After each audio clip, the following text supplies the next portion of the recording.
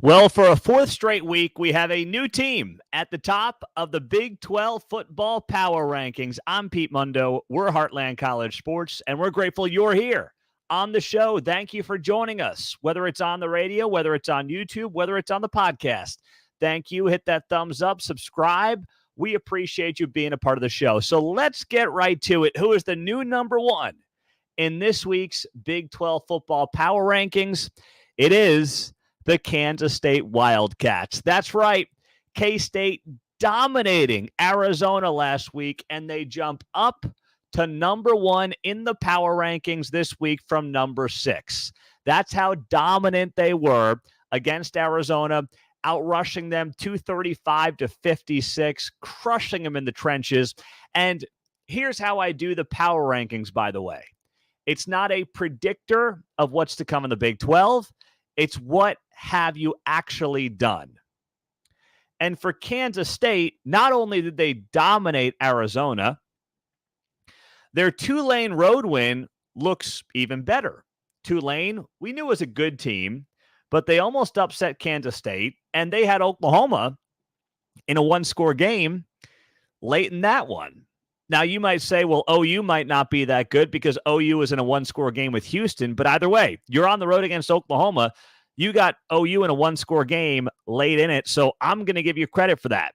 So the Tulane win keeps looking better for Kansas State.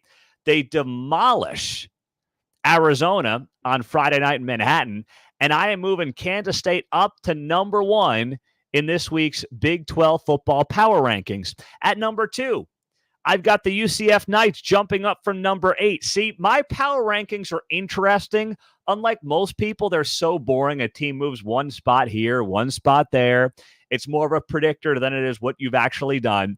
Well, UCF goes on the road in Big 12 play, first Big 12 game of the season. They erase a 3-score deficit. They come back. They beat TCU to move to 1-0 in Big 12 play. And what did they do? They wore down the Horned Frogs. And that is going to happen to a lot of teams when they play UCF. When you got that running attack and a 260-pound horse at quarterback, that's going to happen to a lot of teams. You better hope you're up big against UCF. If not, they will wear you down. So UCF comes in at number 2 in my power rankings this week, and it is well-deserved, jumping up from number 8. I told UCF fans, I had them like at 12, I think, in week 2, and they were freaking out. I said, guys, I picked you to win to get to the Big 12 championship game, not win it, but I picked you to get to the Big 12 championship game. I don't magically think you're the 12th best team in the Big 12, but it's what you've actually done. And they had 2 very soft games to open up the season, but now you get a road win against TCU, who had a solid road win against Stanford. I'm going to give you credit for it. It's one of the better wins in Big 12 play, or just in the Big 12 in general, and UCF is now number 2.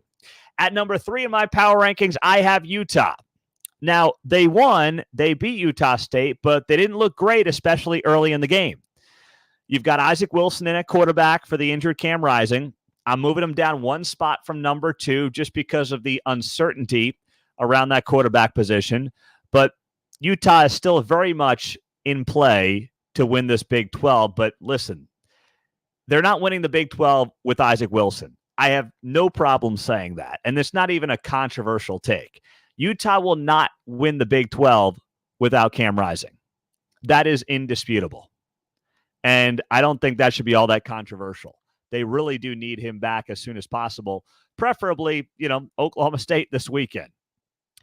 At number 4 in the power rankings is Oklahoma State. Yes, we've got the Cowboys in that number 4 spot, down 1 from number 3. Now, you might say, hey, how are you moving Oklahoma State down when they just hammered Tulsa? Well, the Razorbacks didn't exactly light it up against UAB. They struggled mightily in that game. So the Arkansas win looks less impressive. And, it's more about what the teams in front of them have done at this point. That's what it's really about. It's not as much an indictment on Oklahoma State. And heck, some people said that I had Oklahoma State too highly ranked last week when I had them at number 3 after they snuck out of there with a win against Arkansas. So I've got them at 4 this week. At number 5, the Arizona State Sun Devils. Now, they're down from the top spot to the number 5 spot. They are 3-0. Arizona State is still, to me, the story of the Big 12 Conference. They took care of Texas State on the road. And by the way, that game was projected to be a close game. Arizona State was like a 2-point favorite. So it was a close game, and that's how it played out. But here's the thing. Their wins look less impressive by the week. Mississippi State does not look like a good win. The Bulldogs lost to Toledo last week. And Wyoming, their week 1 win, looks less impressive than it did 2 weeks ago. Wyoming stinks. I mean, they are getting smoked by everybody they play. They got blown out by BYU this past weekend. So, once again, Arizona State's the story of the Big 12, but the resume has looked weaker as the weeks have gone on. So I bump them from number 1 down to number 5 this week. Still, amazing story. At number 6, Iowa State. They were 4 last week. They didn't play. Early season bye week. Arkansas State coming up this Saturday. So kind of a ho-hum stretch here for Iowa State. Back in the saddle. And I've got them at number 6 this week in the power rankings. At number 7, BYU hangs tough there in the 7th spot they were in last week. Dominate Wyoming. The defense, speaking of dominating, is doing just that. Thus far, it's been a lot of fun to watch. And while it hasn't been the toughest of non-conference schedules, that all changes this weekend. You got K-State coming to your house. Late night game in Provo. Big 12 season kicks off. Man, that is going to be a lot of fun. So that is suddenly a very sneaky good game to watch in the Big 12. BYU comes in at number 7. All right, let's move on. At number 8, the TCU Horned Frogs, down from 5, they fall to 8. So they looked like the more complete team against UCF. But then the second half unfolded, and they completely fell off the rails. And as Sonny Dykes said after the game, it is just hard to slow these guys down. It is really difficult. You know, you try to slow them down. You try to slow down all those backs, that 3-headed monster they've got, and eventually they're going to get to you. But this is such a gut punch of a loss for TCU, where Sonny Dykes is like, all right, I got to make 2023 a distant memory. We went 5-7. I'm a year removed from getting to a national championship. I've got to get this thing back on track. And unfortunately, this is the worst possible start. You would have rather been blown out by 3 scores and not have it be close than have this kind of a lead and then blow it in the second half at home in front of a sold-out crowd in Fort Worth. That is just colossally brutal way to start the season for Sonny Dykes. Now, at number 9, I've got the Baylor Bears. Baylor was 11 last week. They are slowly moving up. We might be overlooking the Bears a little bit. It's Air Force, but it was dominant, and you got to like how Dave Aranda has the defense humming under his play calling. But more interestingly, there could be a quarterback battle brewing in Waco. Let's see how that plays out between DeQuan Finn and Sawyer Robertson. And that is just something to watch here as Big 12 play gets underway for the Bears against Colorado. At number 10, West Virginia stays in that same spot. What a blown opportunity for Neil Brown and the Mountaineers against Pittsburgh. And I gave you this stat during the reaction show on Sunday, which if you missed it, that's why you got to subscribe to the channel and to the show. West Virginia has lost 3 games over the last 3 seasons where they had a 94% probability of winning the game. Like mid-game, they've got a 94% chance to win, and they lose the game, including Saturday against Pittsburgh, a game they led by 10. That's on the coaching staff. That is indisputably on the coaching staff for West Virginia. And our own Matthew Postins wrote a post this week about it, about how West Virginia is in a very difficult spot with Neil Brown. Because from what we can gather, West Virginia fans want him out, but that is easier said than done. At number 11, the Houston Cougars, up 1 spot from number 12. Houston's in the win column. They blast Rice on Saturday. So they played OU tough last week. They lost to UNLV, which doesn't look like all that bad of a loss in hindsight. So things are progressing for Willie Fritz in year one. Now, conference play against Cincinnati coming up this weekend. At number 12 on the power rankings, Arizona, falling from 10 to 12. They showed up in the old Big 12. They got completely manhandled.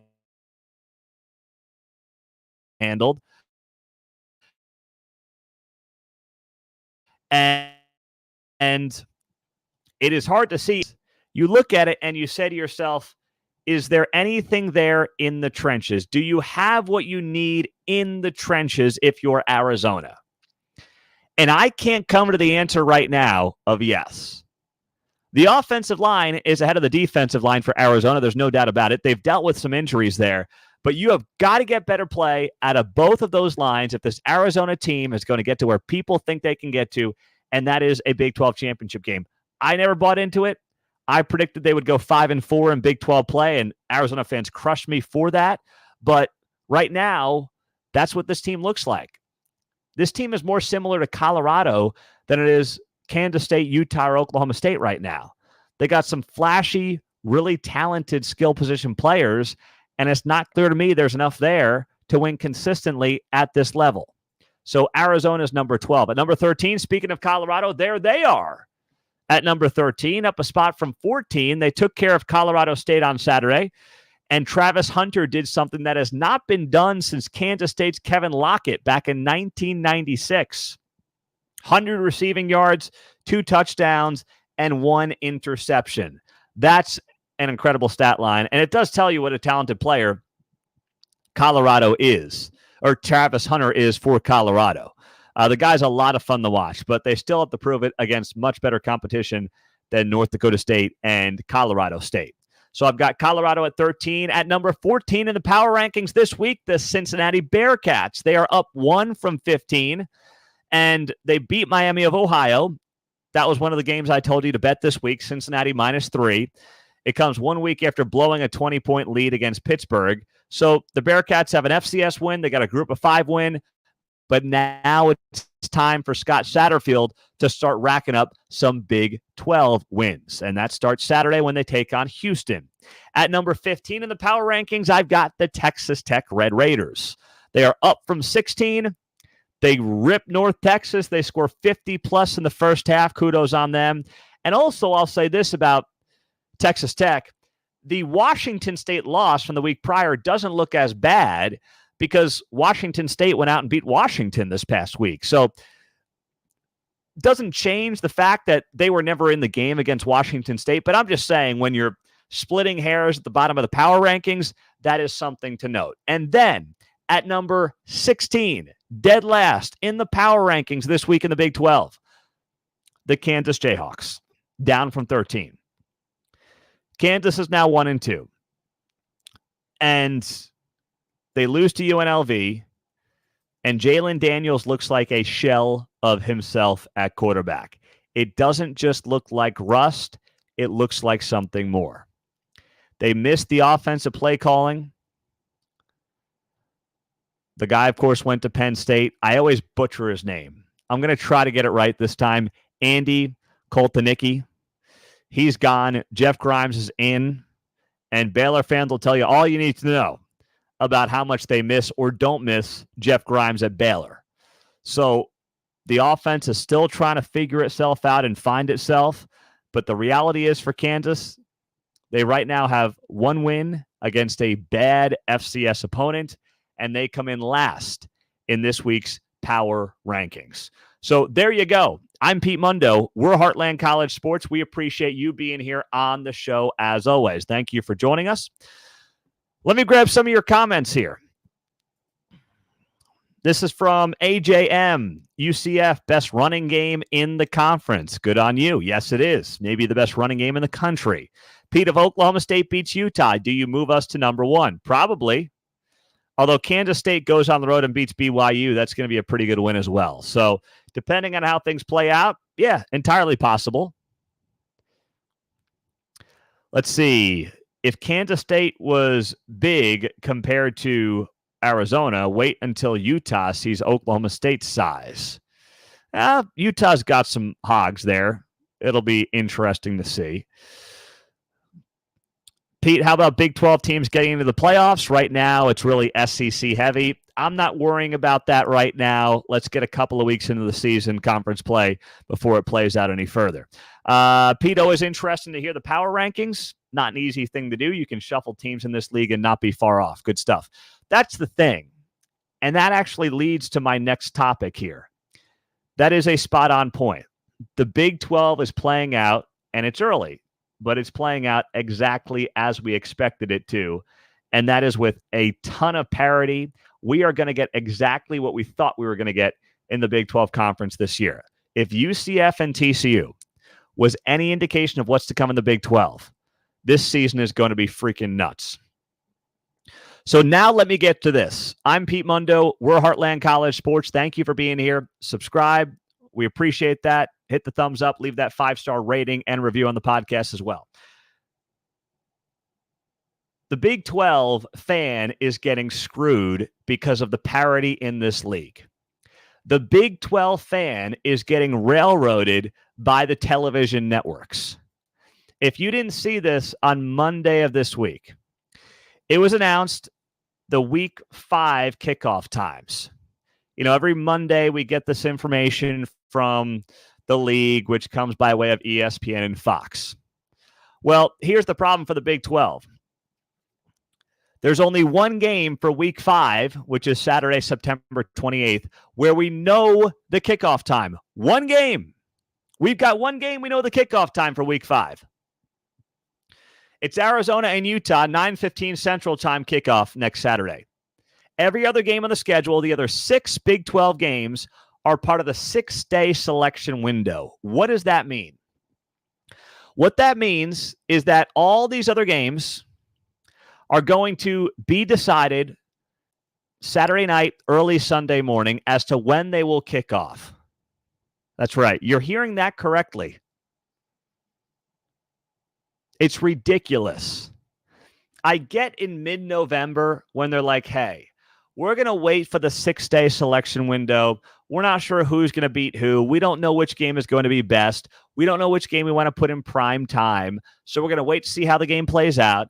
And then we'll decide on Saturday night, Sunday morning, when the next week's game kicks off. I get it in November.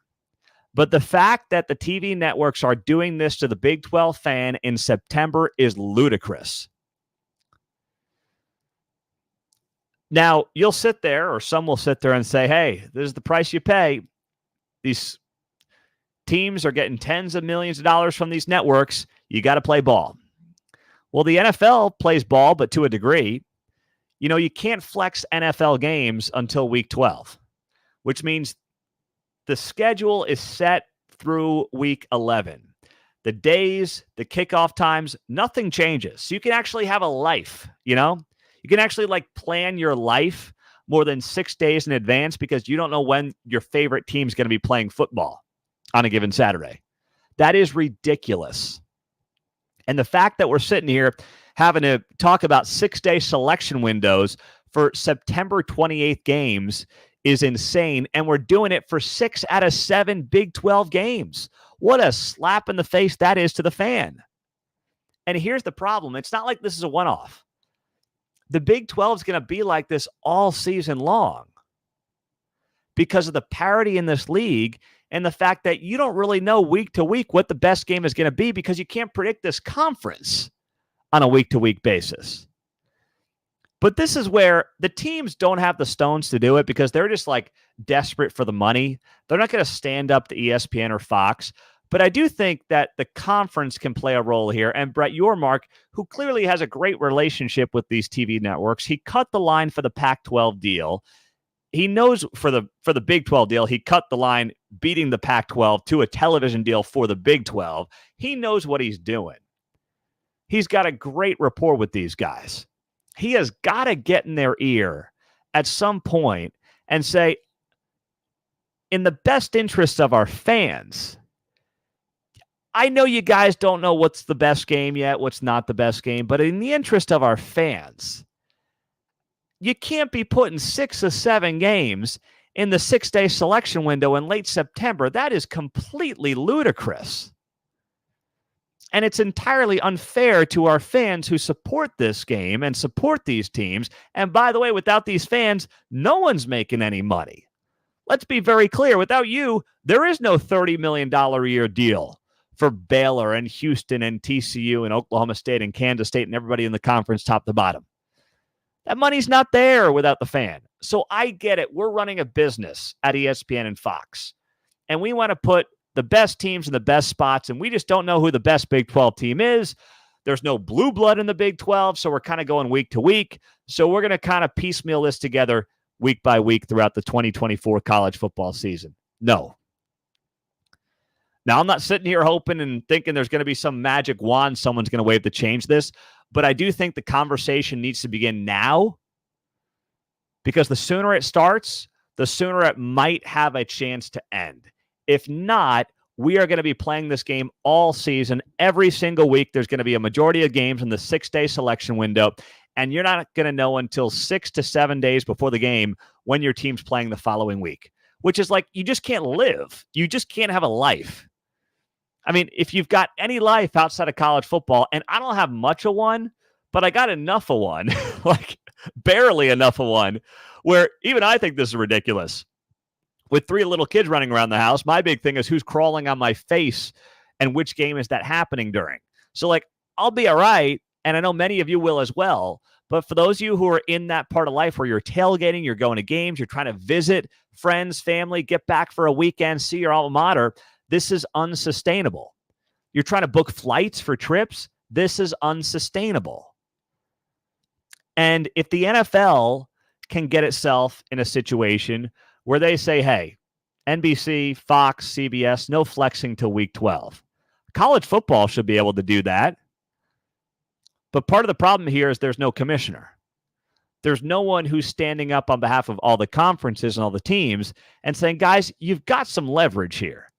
I know you all think that you're just pawns in the game of ESPN and Fox, and you organically and naturally have no backbone, but you've got some leverage here. Look out for your fans. And a fair compromise would be, you know what? No flexing of games, no 6-day selection window nonsense until November. Set the schedule. I would set the schedule for the entire year, just like the NFL does.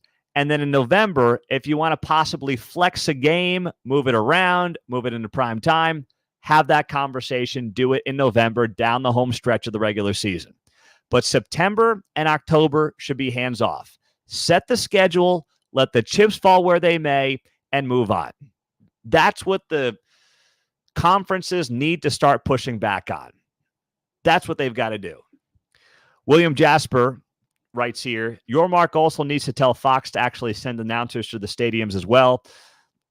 The FS1 game has a remote broadcast, and it's garbage. I did notice that. I think it was on the Arizona State game a couple of weeks ago. Yeah, that's pretty cheap. That is pretty cheap, not going to lie.